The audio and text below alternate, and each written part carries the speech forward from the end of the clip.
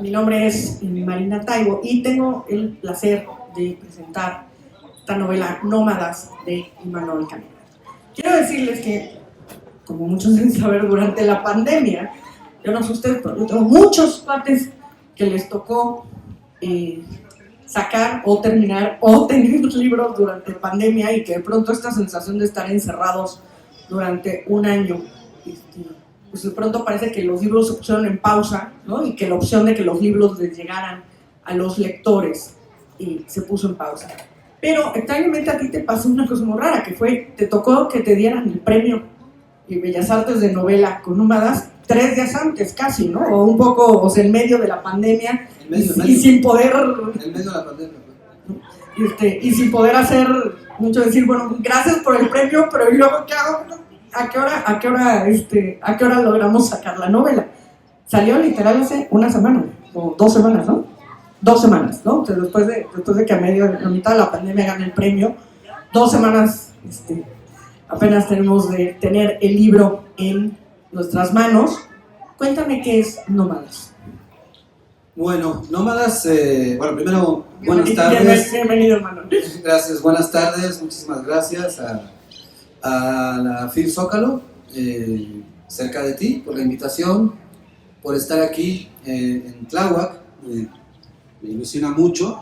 Yo espero que la gente se acerque y podamos dialogar y platicar sobre literatura, que es algo que creo que nos salvó de la pandemia. Muchos de la literatura, bueno, a mí como autor, pero a mucha gente como lectores, la literatura fue una herramienta fundamental para pasar este tiempo tan extraño, tan distópico. Y lo menciono porque precisamente Nómadas es una novela distópica.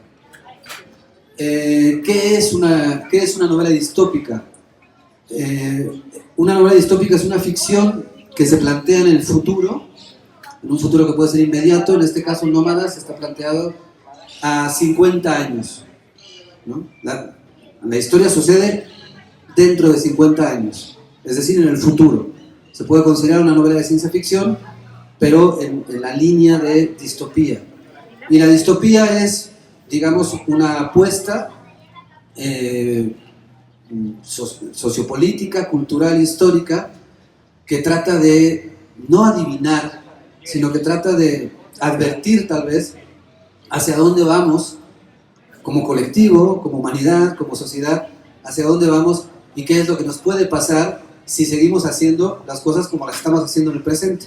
En ese sentido, a pesar de que es una novela que sucede en el futuro, es una novela de ciencia ficción, toda obra de ciencia ficción está hablando del presente, ¿no?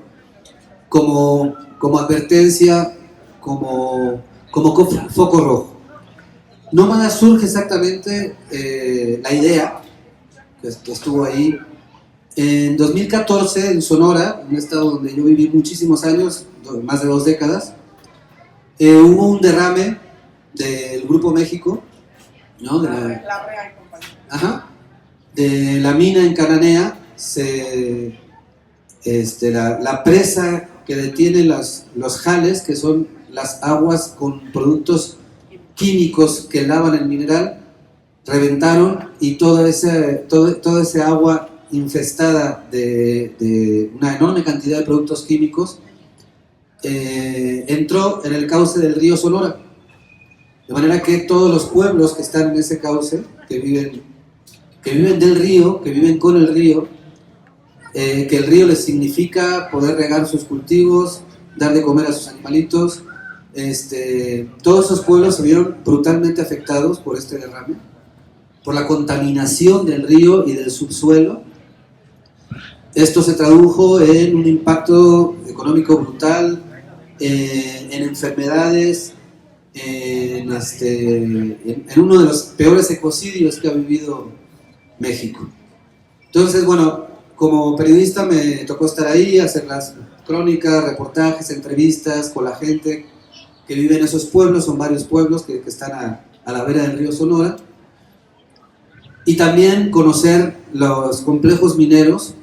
Cuando uno ve un complejo minero a cielo abierto es algo escalofriante, ¿no? Porque es los cerros están reventados, ¿no? Porque meten dinamita, revientan los cerros para extraer el mineral y luego lavarlo en estos líquidos altamente contaminantes. Entonces el paisaje es desolador, porque tú lo que ves, tú ves los hermosos cerros de la Sierra de Sonora y de pronto los ves interrumpidos en el área donde está trabajando la mina y lo que presencias es la desolación absoluta, ¿no? Todo dinamitado para poder extraer, pues, lo que, pues, cobre o hierro o oro, plata, lo que sea.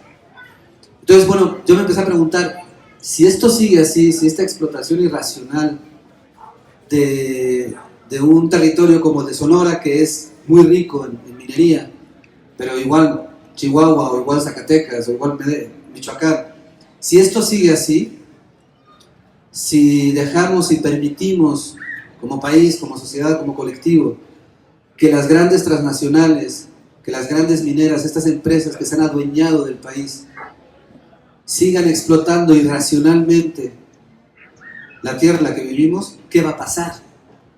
¿Qué va a pasar dentro de 50 años? ¿Cómo van a vivir las generaciones que les toquen vivir dentro de 50 años ante esta amenaza y esta codicia y esta forma de explotar irracional, brutal, que no respeta absolutamente nada, ni vidas humanas, ni vidas animales, nada? ¿Qué va a pasar? Y de esa pregunta surgió un poco la novela, ¿no? Entonces la novela se ubica en una región a 50 años, que es esta, una región que está absolutamente desolada, una sociedad que sobrevive porque ya no existe, ya las tierras no dan alimento, el agua, las mineras se acabaron el agua. Es curioso, por ejemplo, en Sonora ahorita en este momento hay una pugna por el agua, es un lugar desértico, hay poca agua y hay mucha gente. Pero yo estaba leyendo datos escalofriantes. El 70% del agua que hay en Sonora, de la poca agua que hay en Sonora, no, bueno, por supuesto está contaminada, pero está en manos de las minas, de las mineras. De los que la contaminaron, ¿no? Ellos son los dueños del 70% del agua, por concesiones que dio el gobierno en su momento, arbitrarias, a cambio obviamente de moches, etcétera, como ya sabemos cómo funciona esto. De manera que la gente, los sonorenses, están peleando por el 30% del agua, porque el 70% es, las mineras son propietarios de ese agua. Y obviamente es un agua que están acabando con ella, porque la actividad minera necesita mucha agua, entonces extraen de un subsuelo que ya está agotado y que con las sequías, etcétera, no se renueva. Entonces, bueno, eso. La sociedad que presento, la geografía que presento, el espacio que presento, que se llama Sonot, en esta distopía, en esta proyección al futuro, es esta geografía desolada, con una población que subsiste a duras penas porque ya no hay de dónde subsistir. Entonces, bueno, esto es por un lado. Y por otro lado, toda distopía, ¿no? Toda novela que trata de adivinar el futuro o de advertir sobre el futuro, como es el caso de Nómadas, pues tiene un componente político muy grande, ¿no? Entonces es una novela donde se plantea, bueno, ¿qué va a pasar con nuestro sistema político en 50 años? Y no solamente me refiero en México, me refiero en el mundo entero, ¿no? Entonces también la novela plantea un poco, explora esta proyección a futuro de nuestros sistemas políticos, ¿no? En la novela, de alguna manera, vemos cómo esta amenaza que estamos viviendo en el presente de la ultraderecha, que se da en muchas partes del mundo, esta amenaza que ahorita, en este momento, en este presente, es una amenaza que ya está y es un hecho en muchas zonas del mundo, ya está gobernando o ya tiene una incidencia, ya está construyendo una narrativa enormemente peligrosa contra los migrantes, ¿no? Contra las mujeres, etcétera. Bueno, en esta distopía de Nómadas lo que vemos es como en este futuro, a 50 años, un influencer. La tecnología tiene mucha importancia, es una sociedad que está absolutamente enajenada por la tecnología, totalmente entregada a las grandes corporaciones tecnológicas que las manipulan, que construyen verdades y que sean verdades. Al final estoy hablando del presente, a eso me refiero, ¿no? O sea, no es algo así como que me estoy imaginando un futuro imposible o un futuro difícil de imaginar. No, lo que estoy haciendo es proyectar, llevar el presente a su situación más límite con el pretexto de que esto no está sucediendo ahora, va a suceder dentro de unos años. La verdad es que ya está sucediendo, ¿no? Entonces, bueno, es una sociedad la que planteo en esta novela altamente enajenada por la tecnología, la virtualidad.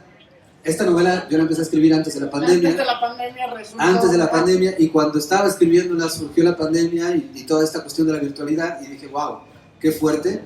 Lo que yo estaba planteando a 50 años ya nos alcanzó, ya está aquí.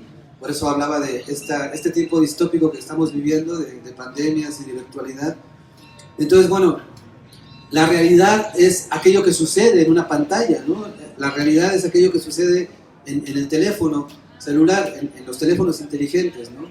De manera que la realidad es perfectamente manipulable a conveniencia de aquellos que están en el poder. Y bueno, lo que plantean Nómadas es cómo esta tecnología se vuelve en contra de quienes la utilizamos cotidianamente, porque nos enajena, nos ciega y nos impide ver cómo hay fuerzas que están empezando a construirse que, de manera muy decidida, que utilizan la tecnología, pero también utilizan otras herramientas, y que esas fuerzas están amenazando realmente a la forma de convivencia que tenemos menos mala, que es la democracia, y a las luchas por los derechos de las minorías políticas, ¿no? Hablando de las mujeres, o hablando de la comunidad LGTB, o hablando de los migrantes, etcétera, ¿no?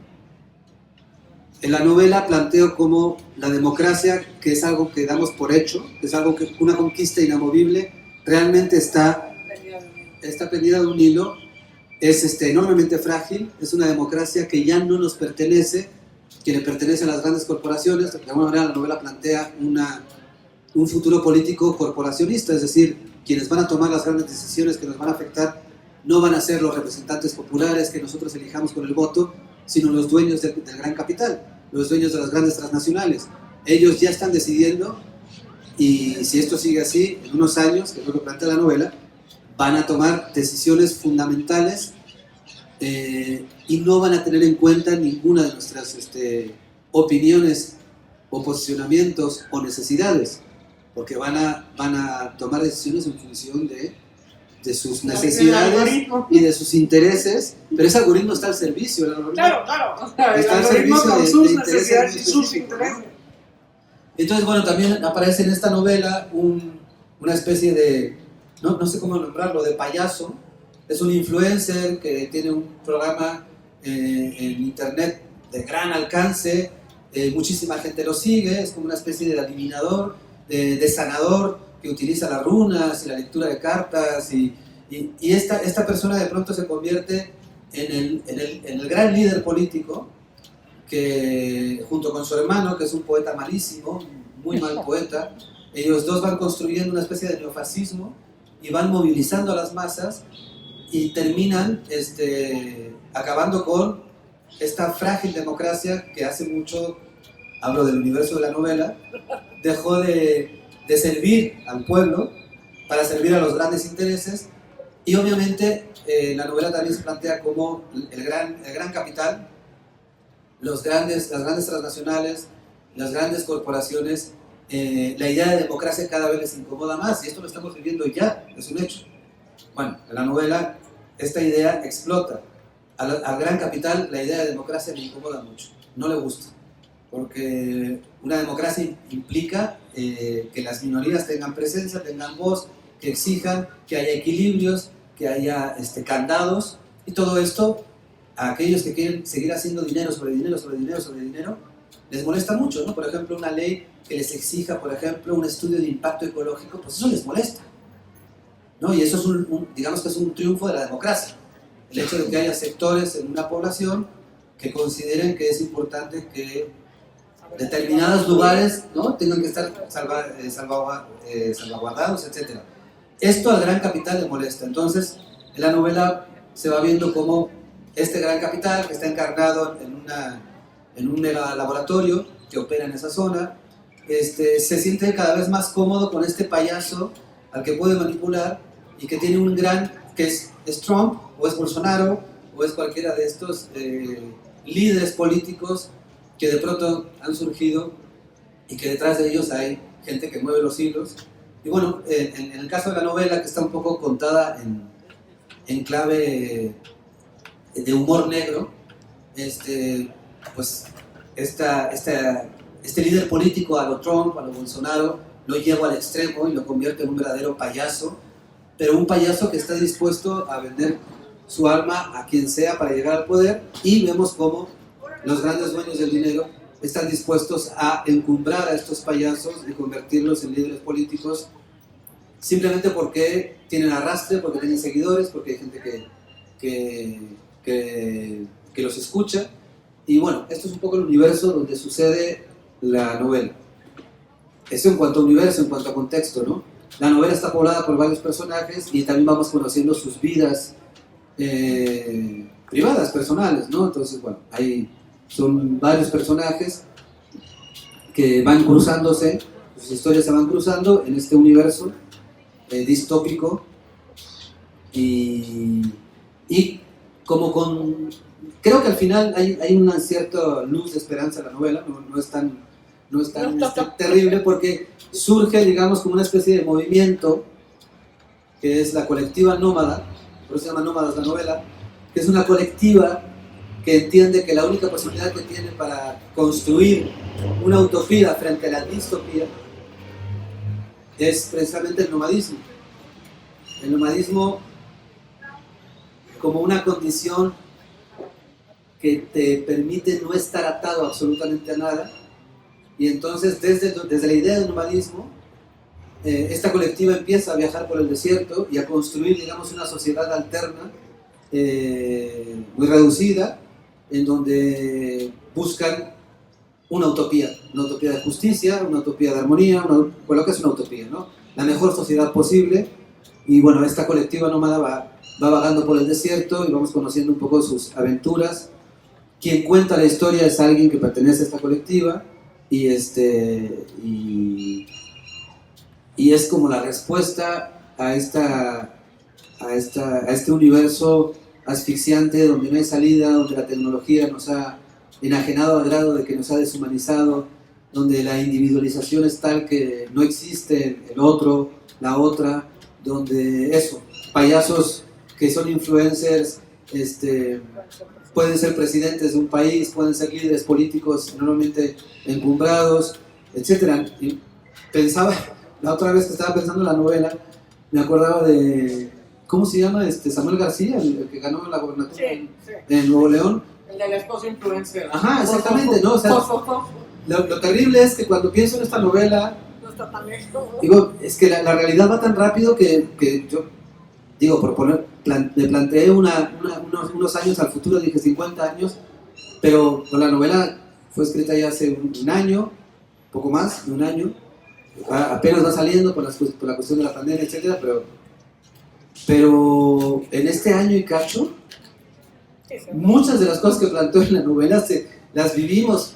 En la novela, digamos que están distorsionadas, están exageradas, porque insisto, es un poco humor negro y utilizo los mecanismos de la parodia y de la farsa, pero al final de cuentas, un Samuel García y su esposa Fosfo, influencer en Nuevo León, gobernando uno de los estados más ricos y poderosos del país, no está tan lejano de este personaje que aparece en la novela, ¿no? Que es un influencer que tiene muchos seguidores en internet y que de pronto se convierte en un líder político que llega a adquirir un enorme poder. Entonces, la realidad en este año, un poquito, en que terminé la novela y salió publicada, ha ido a tal velocidad que lo que yo planteaba como una distopía a 50 años, pues resulta que es una distopía que la estamos viviendo y de pronto ¿no? Como que no tenemos mucha conciencia de estar viviendo un tiempo enormemente distópico, ¿no? Fíjate que te estaba escuchando y yo decía, hijo, ¿a poco tenemos 50 años? ¡Qué maravilla! ¿No? O sea, Greta nos daba 20, ¿no? Greta Thunberg, esta maravillosa niña que de pronto dijo, hasta aquí, o empezamos a hacer algo por el planeta, o cuál planeta, decía, pues es que quieren que espere 20 años, pero no hay 20, ¿no? Yo decía, bueno, Manuel ya nos dio 50, tenemos tantito más de chance que lo que nos dio Greta, ¿no? Pero la realidad es que yo creo que más bien un sexenio, o sea, yo no veo ni los 50 ni los 20, y al escucharte de pronto pensaba, a ver, si de pronto llega un marciano a la Tierra y tú le empiezas a contar que resulta que los mismos que envenenaron el río son a los que les firmamos y les dimos la posibilidad de envenenar ese río y que tienen derecho al 70% del agua que nos están envenenando, pero que además se los firmamos a cuántos años, ¿no? Porque seguro 100 años, a 100 años, una cosa así. Pero además resulta que somos los mismos, nosotros mismos somos los que vamos y compramos el celular y nos quedamos y pagamos el celular a quién sabe cuántos años y 20 veces más caro porque pues, es la misma empresa o es la empresa del compadre, ¿no? En este caso de los Larrea, ¿no? Que te venden el celular en pagos chiquitos, ¿no? A tenerte enajenado durante mucho tiempo. Y yo decía, es como, o sea, si tú te pones a explicarle eso, ¿no? A alguien que está completamente fuera dice, ¿están locos? Sí. O sea, pero son idiotas, o sea, no entiendo, no me queda claro si son idiotas o están locos. O sea, ¿en qué momento, ¿no? Se ponen la soga al cuello de esa manera y se ahogan, ¿no? Y jalan solitos, ¿no? Eso es la sensación de suicidio colectivo ¿no? Sin tener, no solo sin tener esta conciencia, lo vamos a acabar pagando, ¿no? Vamos a acabar pagando el centímetro de cuerda para ahorcarnos solitos, ¿no? Fíjate que lo que planteas es muy interesante porque, y creo que en la novela sí también está algo presente de esto. O sea, ¿en qué momento dejamos de ser dueños de nuestras vidas? ¿En qué momento, como colectivo, dejamos de importar? ¿Y en qué momento quienes toman las decisiones las toman en lugares totalmente inaccesibles, con los que no tenemos ningún diálogo, que no nos escuchan para nada, ¿no? ¿Y cómo hemos sido, qué grado de complicidad tenemos en esto, ¿no? Los dejamos libres y no les hacemos nada. Y siguen pululando y siguen teniendo... Y si nos dicen, es que vamos a sacar los cuerpos de unos mineros, y dices, sí, los mineros ya están muertos, ¿a cuántos están envenenando? Perdón, no soy tu socio, vas para la cárcel. O sea, sí, qué bueno que me vas a dar unos cuerpos de unos mineros que murieron hace no sé cuántos años, pero y mientras sigues matando a cuánta gente y yo te perdono, ¿no? O sea, la cosa es que no estamos haciendo nada contra ellos, ¿no? La cuestión es que ahorita, después de una pandemia que parecía que era como una enorme oportunidad para sentarnos, ¿no? Para hacer un alto, la propia pandemia nos exigió, ¿no? La pandemia no como una enfermedad, sino como un síntoma de una enfermedad mucho mayor. Porque es eso, la pandemia es un síntoma de una enfermedad mucho mayor. Entonces era como que este síntoma que fue fuerte, ¿no? Ya había habido otros síntomas, ya teníamos, había advertencias de que el cuerpo social, la especie humana está enferma, pero bueno, este síntoma fue tan fuerte, nos sacudió de tal manera que nos tuvimos que detener contra nuestra propia voluntad.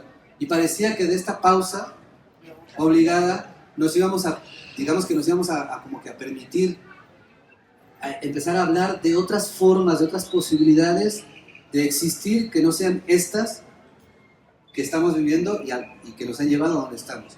Sin embargo, no ha sido así. Es curioso, acaba de pasar el Buen Fin.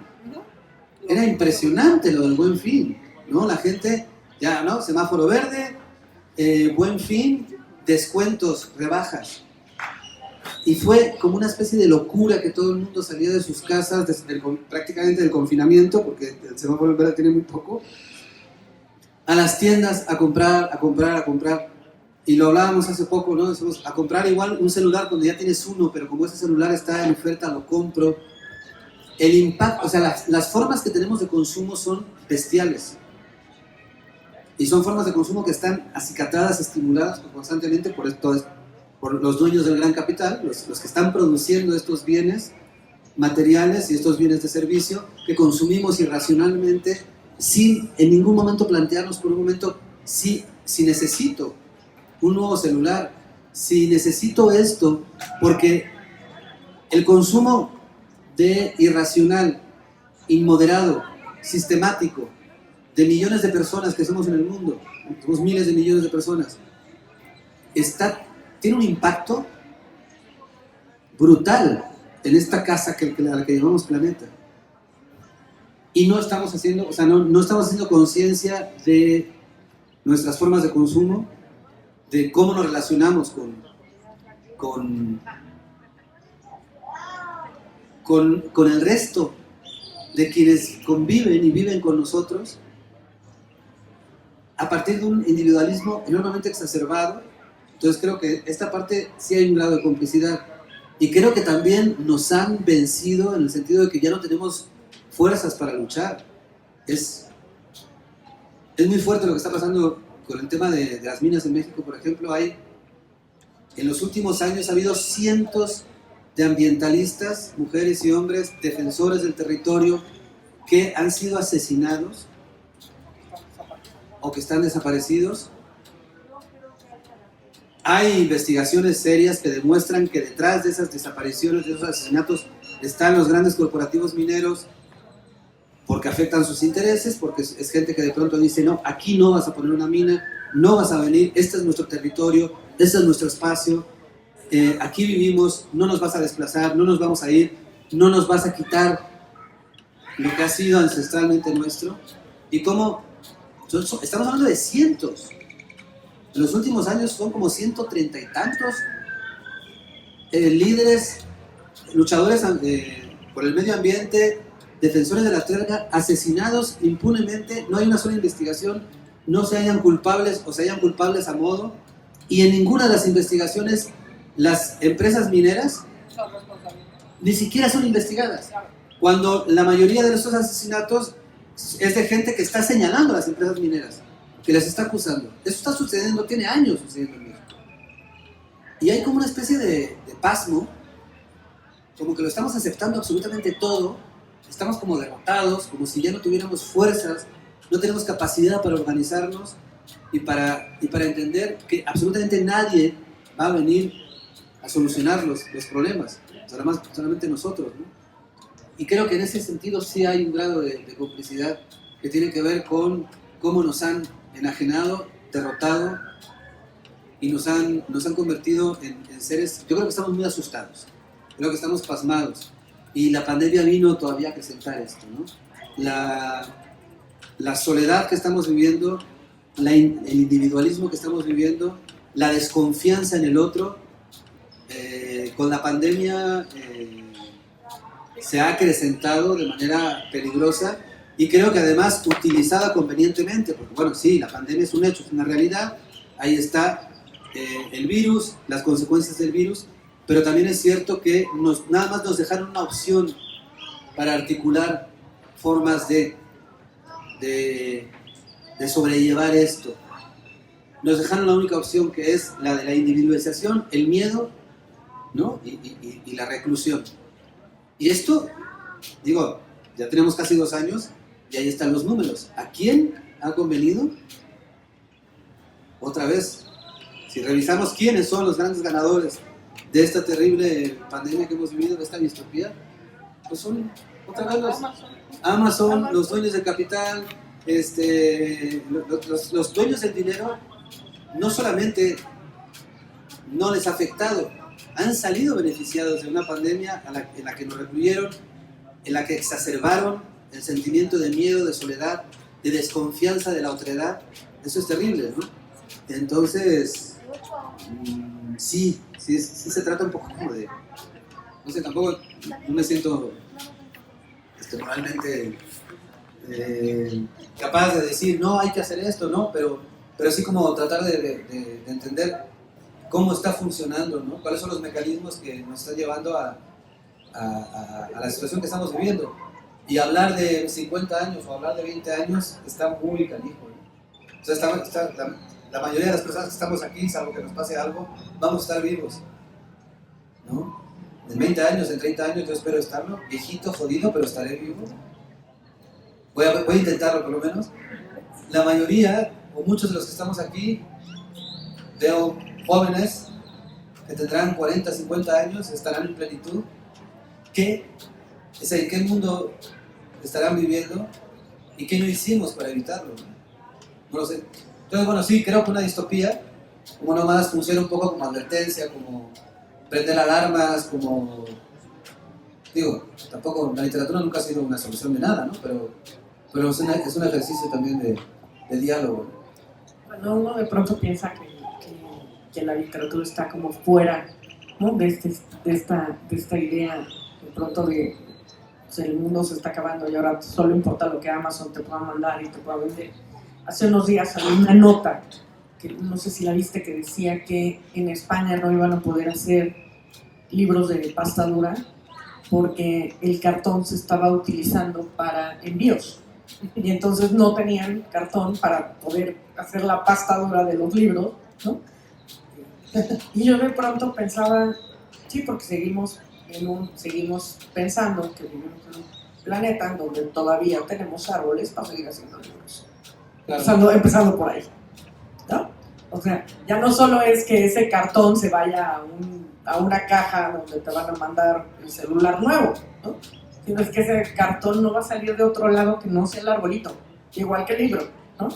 Y si no empezamos a pensar que pues, tenemos que ir cambiando la forma de... O sea, yo de pronto pensaba ahora en la conferencia, ¿no? De medio ambiente, ¿no? Que hubo de todos los países, se firmó un acuerdo que una de las cosas es que, digo, que lo firmen, de que lo firmen a que lo hagan ya sabemos que les cuesta mucho, ¿no? Pero bueno, se firmó un acuerdo que decía que durante los próximos 30 años iban a intentar que se dejara, ¿no? O sea, reducir a cero la deforestación, ¿no?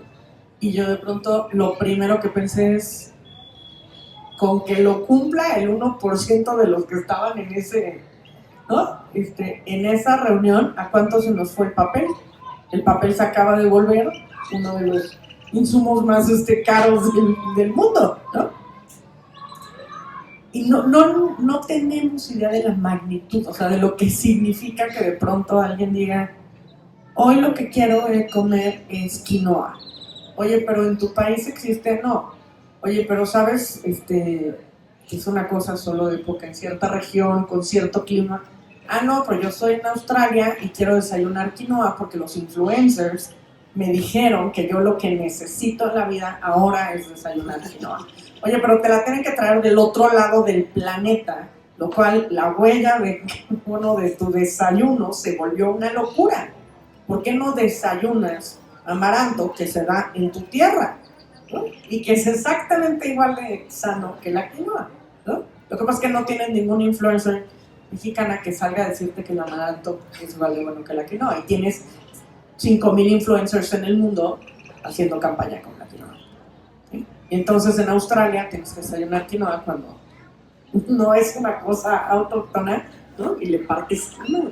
O la otra, por ejemplo, que esto me lo contó un amigo mío de Médicos Sin Frontera, dice que el año que Walmart decidió empezar a venderte los paquetes enormes de cacahuate pelados, ¿no? Ese año el nivel de desnutrición en la parte de África donde salían esos cacahuates fue brutal y Médicos Sin Frontera tuvo que intervenir. ¿Por qué? Pues porque resulta que llegó Walmart, compró todo el plantío y antes, ¿qué pasaba? Porque la propia gente que sembraba, ¿no? Cosechaba los cacahuates, pues era su comida.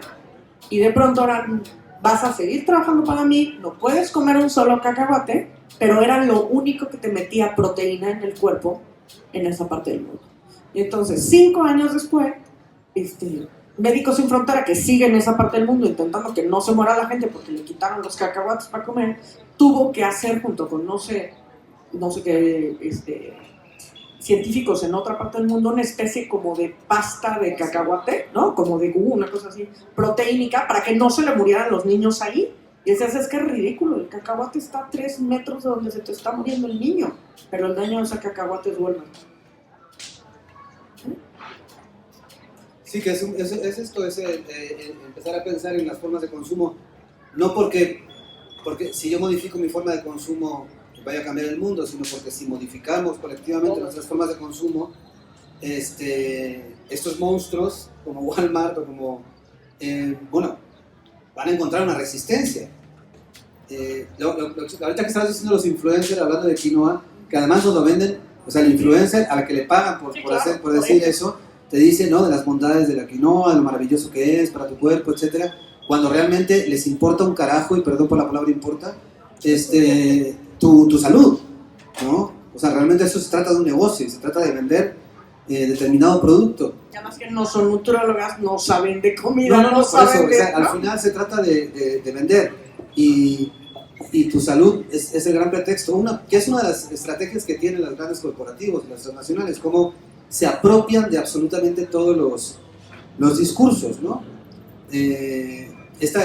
Ahorita todas las empresas, por ejemplo, traen el tema de la huella verde, ¿no? Hay un documental, Seaspiracy, que es brutal, que demuestra cómo... ¿Se llama cómo? Seaspiracy. Seaspiracy. Ajá, Seaspiracy, que es como, sí, conspiración en el mar. Demuestra cómo todas estas latas de atún que tienen el sello que supuestamente garantiza que no hubo delfines afectados, es mentira.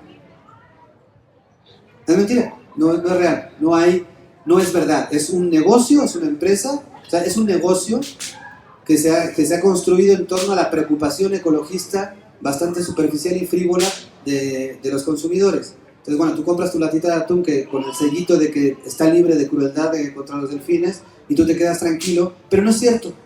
El documental es todo un trabajo periodístico a fondo y es impresionante cómo va siguiendo la huella y cómo descubre que todo es como una especie de entramado en el que están coludidos quienes otorgan estos sellos que garantizan la no crueldad a la hora de pescar atunes, ¿no?, contra los delfines. Entonces, bueno, es impresionante. De hecho, bueno, yo vi el documental y terminas llorando de desesperación y de impotencia porque todo es como una especie de gran mentira. Es decir, el mercado tiene la gran capacidad de apropiarse, se apropia de los feminismos y lo convierte en una moda, se apropia de, ¿no? Ahora el tema del racismo, que es un tema súper serio, que es un tema cabroncísimo, que tiene una historia atrás de siglos que no logramos romper con eso, y sin embargo el mercado, si ustedes ven la publicidad de muchísimas marcas, ahora lo cool es, ¿no?, anunciar los productos con modelos racializados, ¿no? Entonces, no sé si se han fijado, ¿no? Si estoy lanzando los tenis Nike, pues es un atleta afrodescendiente, un atleta asiático, latino, etcétera, porque somos inclusivos, nosotros somos racistas. Mis huevos no son racistas, claro que son racistas.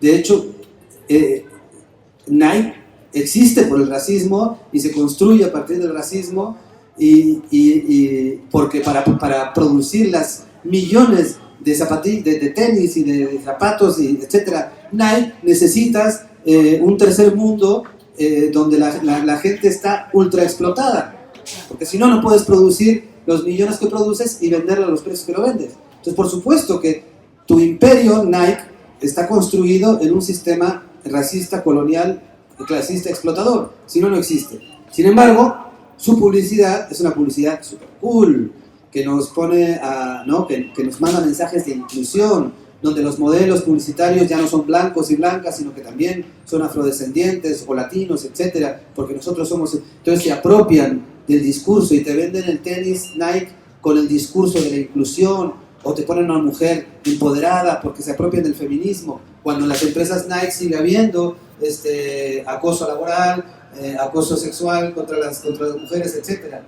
Todo es una enorme mentira que las grandes transnacionales tienen este talento, esta habilidad de tomar ciertos discursos que tienen raíces históricas de dolor, de opresión, de violencia, y convertirlos en algo tan banal y estúpido para vender tenis, ¿no? Esto es, y bueno, de alguna manera no más habla de esto, ¿no? De esta frivolización de absolutamente todo, de cómo, de hecho hay una frase que dice, bueno, era una época en que todas las abstracciones habían sucumbido a la gran abstracción del mercado. Básicamente al principio de la novela, no empieza así, pero muy al principio de la novela hay un personaje que dice esto, ¿no? Era un tiempo, una época en que todas las abstracciones habían sucumbido a la gran abstracción del mercado. Y creo que esto es, y el mercado se sostiene, no se sostiene por ciudadanos, no se sostiene por colectivos, se sostiene por consumidores. Y es a lo que nos han reducido, nos ven como consumidores. Incluso los políticos nos ven como consumidores de votos. Y sus campañas políticas son igual, responden a estos mecanismos repugnantes de mercadotecnia y publicidad y te venden a los candidatos como te venden unos tenis Nike o me da igual que, ¿no? Unos lentes Ray-Ban. Exactamente igual, porque ya no somos gente pensante, consciente, no tenemos la categoría de personas ni de ciudadanos, somos consumidores que ávidamente compramos aquello que nos venden. Y aquí es donde puede empezar la resistencia, empezar a tomar conciencia sobre esto. Pero, a ver, tú hablas, o sea, hay una parte muy importante que es esta resistencia que se llaman los nómadas, ¿no? En donde la parte más importante es, básicamente, voy a dejar de tener apegos, ¿no? En la vida, en donde el lugar en donde me voy a ir moviendo, voy a ir viviendo de ese lugar, lo cual tengo que, de entrada, aprender a respetarlo si quiero seguir bebiendo de ese río, si quiero seguir comiendo de las plantas, si quiero seguir teniendo sombra, no voy a talar ese árbol, ¿no? Pero yo de pronto pensaba, pues es que ahí es donde está la ilusión de la vida, ¿no? O sea, porque si algo hemos demostrado, para desgracia de nosotros mismos, es que a la hora de la emergencia, ¿no? Y te voy a poner un ejemplo que se me venía a la cabeza, ¿no? O sea, ¿cuántas veces no nos ha tocado el, no, pues es que la señora se murió porque, pues es que no quiso salir de su casa, ¿no? Porque pues, se van a robar sus cosas, ¿no? Y entonces tuvieron que entrar, ¿no? A intentar sacar a la señora, y pues se murió la señora y el que le intentó sacar, ¿no? Y yo pronto pensaba que, lo en Cuba, y cada vez que pasa uno de estos huracanes, sobre todo por el Caribe, que va tocando, ¿no? Países y que va destruyendo de una manera brutal, el lugar donde menos víctimas hay siempre, y es una cosa impresionante, pueden ver los últimos 20 huracanes o 30 huracanes en el Caribe, es Cuba. Y yo me pregunté, decía, a ver, ¿qué están haciendo que no estamos aprendiendo a hacer todos los demás? Porque aquí hay algo diferente. O sea, el mismo huracán está pegando igual que todo. Pega en Haití y destruye y mata de una manera brutal. Pega en Dominicana y lo hace pomada. Llega a Cuba y no pasa nada. ¿Qué es lo que estamos haciendo? Y entonces un día fui y pregunté y dije, pues ¿cuál es la diferencia? Y me dijeron, pues la diferencia es, primero, la prevención. Y segundo, que todas las vidas valen lo mismo. Eso significa, ¿sí?, que tú eres responsable de que si te dicen evacúas porque viene el huracán y la posibilidad de que tu casa se te caiga encima, ¿sí?, es responsabilidad de todos, ¿sí? Y tu vida no vale más que la del bombero que va a tener que ir a sacarte si tú decidiste que tu videocasetera es más importante que tu vida. ¿Sí? Y entonces ahí es muy sencillo, o sea, ahí es vote al que no haga caso, ¿sí? Porque aquí no se vale arriesgar la vida del otro, aunque el otro sea un voluntario bombero o protección civil o el que se te ocurra, no se vale arriesgar la vida del otro porque tú no seguiste, ¿sí?, las órdenes de vamos a intentar salvarnos a todos, ¿no? Entonces yo decía, qué difícil, o sea, suena muy bien lo de la idea de nómadas, pero no me la creo en una sociedad mexicana en donde el pinche codazo para pasarte la fila y para chingarte al de enfrente, lo seguimos haciendo. La solidaridad del temblor nos dura los 5 primeros días. El día 6, que van a mandar la lana desde China para echarnos la mano, ya nos agarramos a madrazos, ¿no? Sí. Bueno, ahí es donde no veo yo la posibilidad. A ver, en la novela, la idea, esta colectiva nómada que va viajando por el desierto como resistencia a esta sociedad que, bueno, en la que ya la democracia se ha convertido en una especie de farsa, los líderes son payasos al servicio de los grandes corporativos, etc.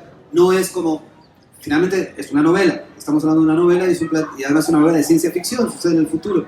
No estoy diciendo que, hey, vamos a hacernos todos nómadas. La idea del nomadismo, una novela sobre todo apela o trata de apelar a verdades simbólicas más que a verdades históricas o a verdades políticas, ¿no? A verdades simbólicas. Wishful thinking. Sí. A buenos pensamientos. No, y sobre todo eso, a la idea del símbolo, ¿no? Lo que funciona en un mecanismo de ficción como una novela son los símbolos. Entonces, bueno, la idea del nomadismo en la novela no es tanto como, hey, oigan, esta es la gran solución. No, sino como, bueno, aparecen ahí, y además es un grupo que tiene sus contradicciones también, etcétera, no es como, uy, el grupo ideal. Es un poco la respuesta, una respuesta ante una situación límite donde la sociedad se ha convertido en este infierno que planteo en la novela, y una respuesta inmediata que no me parece tan lejana y que no me parece tan descabellada. En muchas partes del mundo, ante la idea abstracta de Estado, ante estos monstruos corporativos, lo que está pasando en Cherán, por ejemplo. Aquí en México, Michoacán. En Cherán dicen, no somos México, no aceptamos las autoridades mexicanas, aquí no entran nos vamos a autogobernar. Y estamos hablando de un grupo pequeñito, un colectivo que se organiza y que resiste frente a abstracciones tan grandes como la de Estado-Nación, que es una abstracción muy grande, que asfixia, que es una construcción vertical, que es una construcción casi siempre clasista, racista, que excluye, etc. Y tienes estas respuestas colectivas. Pienso en Cherán, porque es un caso que conozco un poquito, tengo amigos que están trabajando ahí, que están dando talleres, etc. Y cómo frente a la degradación de la violencia asociada al crimen organizado, asociada a las minas, el abandono del Estado-Nación, ellos se organizaron y dijeron, ya no somos esto, no nos interesa hacer esto, llámenlo México, llámenlo como quieran, ahora somos un colectivo que nos autorregulamos y que construimos nuestras formas de convivencia apelamos a una tradición histórica, apelamos a mecanismos de empatía entre nosotros y resistimos frente a estas abstracciones mayores que lo único que han hecho ha sido empobrecernos, someternos, despojarnos. Por eso, esta idea de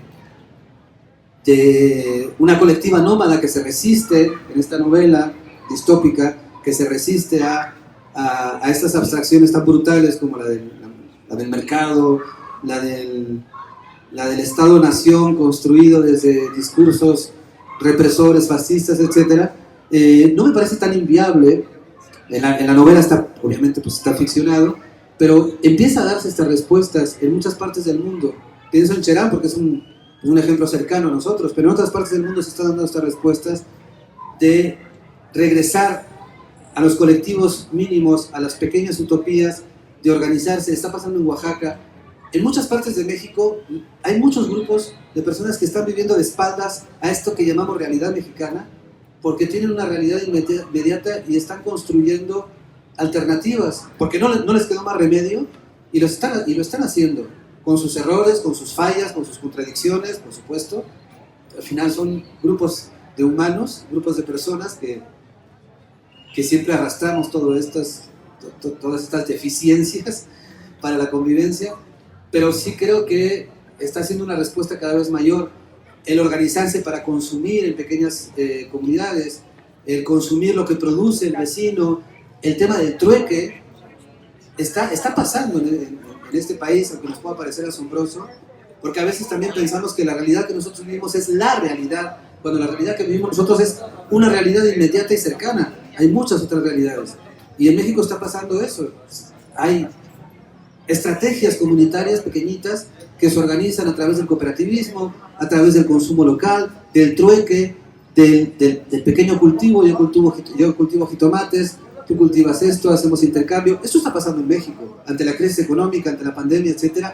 hubo respuestas, no solamente las respuestas fueron de egoísmo, de aislamiento, también hay, entonces bueno, pensando un poco en estos proyectos utópicos, de utopías mínimas, pequeñitas, en colectivos pequeñitos, surgió esta idea de este grupo nómada que viaja por el desierto, pero además viaja porque está siendo perseguido, ¿no? O sea, el Estado lo quiere eliminar, y por eso también su condición de nómada, pero también porque el nomadismo, como no te apega a absolutamente nada, te obliga de alguna manera a depender de la idea de colectivo, de grupo, porque no tienes, lo que tienes es gracias al colectivo, y es un poco esto lo que simboliza, ¿no? Este grupo, esta colectiva nómada que va por el desierto, huyendo de la represión de este gobierno fascista, payaso, teatrero, soportado por las grandes corporaciones, que básicamente es un poco esto nómadas, ¿no? Y otras cosas, también habla del amor, no crean que solamente es esto, habla del amor y habla de la solidaridad entre amigos y habla de